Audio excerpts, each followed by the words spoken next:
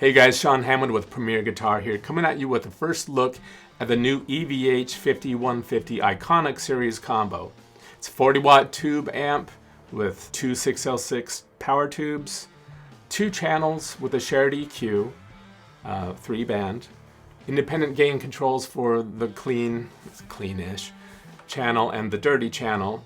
The clean channel also has an overdrive button for getting even more gain on that channel, but it also it rocks pretty hard without that engaged too. The dirty channel has a burn mode for even more gain. There's a noise gate. I can't believe how much you get with this thing. It's only $8.99. You got a noise gate, you got the usual resonance control that's famous on 5150 amps, a presence control. You got a new reverb circuit. It's a digital spring style reverb. Around back, you get quarter power switch for going down to 10 watts. You want to record, got an XLR output, go straight to your DAW. You can go silent. There's a power amp mute button, so nothing's coming out of that speaker. There's a line out, quarter-inch line out, effects loop, foot switch for the 2 channels. It's a 2-button foot switch, and it's included. Yay! Now, when I came in, I was playing this Kramer Stage Master 1, I think is what it's called. It's outfitted with Duncan pickups. You got a JB in the bridge and 2 hot rails. I was using just the bridge humbucker when we came in. On the dirty channel, and I had the gain set pretty low. I found that similar to the EVH 15 watt head that I reviewed a few years ago, it can be a little bit of a struggle to balance the EQ and gain between the 2 channels to get something, well, for me, that I felt like it's a pretty cool clean sound, and then there's burning sound. And but I feel like it's better on the Iconic combo than it was on that 15 watter. Better clean sounds, and that kind of makes a lot of sense with 40 watts of power availability too, more headroom. So I had the gain set at just barely above 2 on the dirty channel when we came in. That was kind of my sweet spot. On the clean channel, I like running it at about 6.5, 7-ish, without the overdrive button pushed down.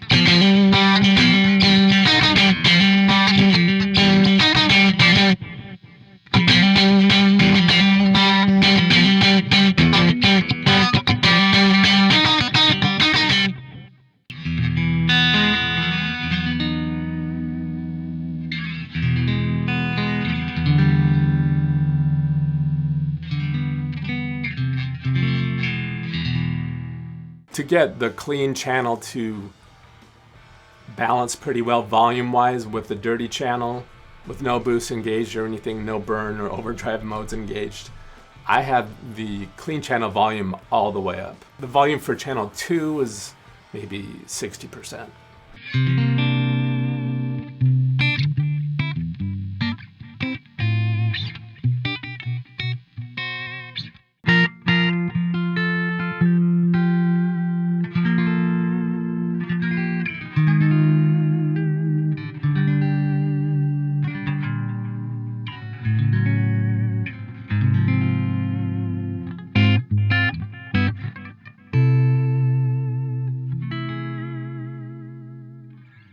I also found that the best EQ balance for me, for my style, was with the bass pretty much dimed. You get some good oomph from that. I bring the mids down quite a bit, and that helps give more of a Fendery clean sound, a little fatter and warmer and comfier. And I bring the treble almost all the way up too. That seems maybe extreme, but it felt like a good balance to me. Sort of going for that more old school, I don't know if it's brown sound per se, but to me it feels closest to that. All right, let me show you the reverb now. And I'll admit, I'm kind of a reverb junkie. I love spring reverb. I have a couple of very nice spring reverb pedals. I've written a lot in Premier Guitar in the past about my big reverb adventures. Like I said, it's a spring style, and you might love it. I'm not a huge fan of it, but it is nice to have it there. Spring reverb is very tough to emulate really well even in just a pedal, but so to get it in an amp with so many other features, it is nice. Let me show you what it sounds like.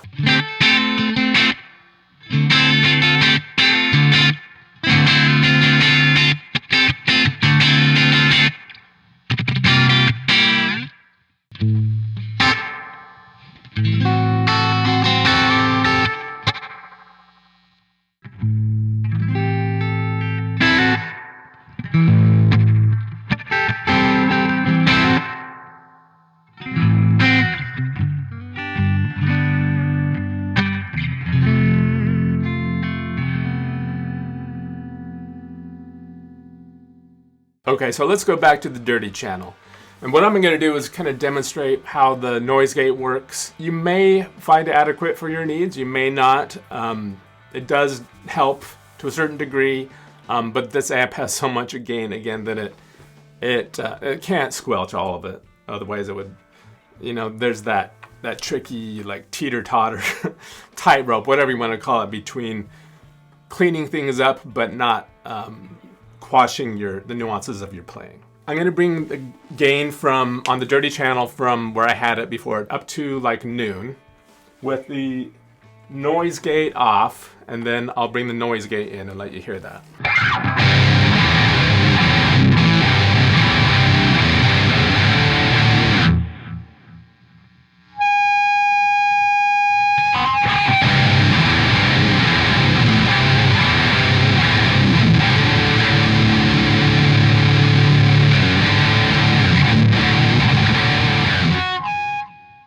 That was the noise gate off. I'm going to bring the noise gate all the way up. You can hear it's getting a lot of that hiss. We're getting rid of a lot of that hiss.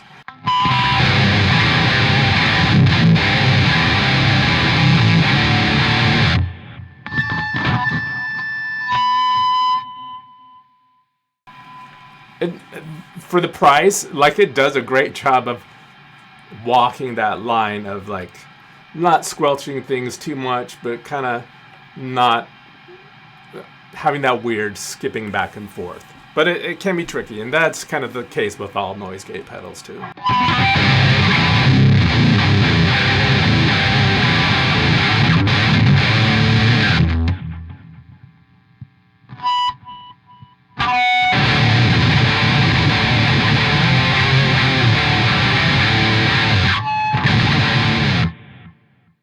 Let me show you again with the noise gate off.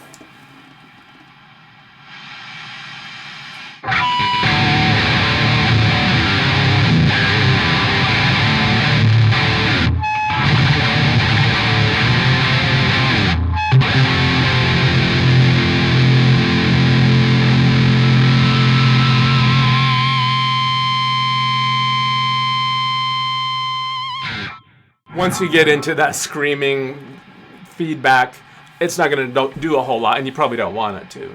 So I will give kudos because it is a pretty great noise gate, again, and a very affordable amp. Thanks for joining us today for this first look at the EVH 5150 Iconic Series Combo. Hit subscribe so you don't miss any of our cool videos coming up, all sorts of things, rig rundowns, riff rundowns, hooked, big five, lessons, all that stuff. Catch you later.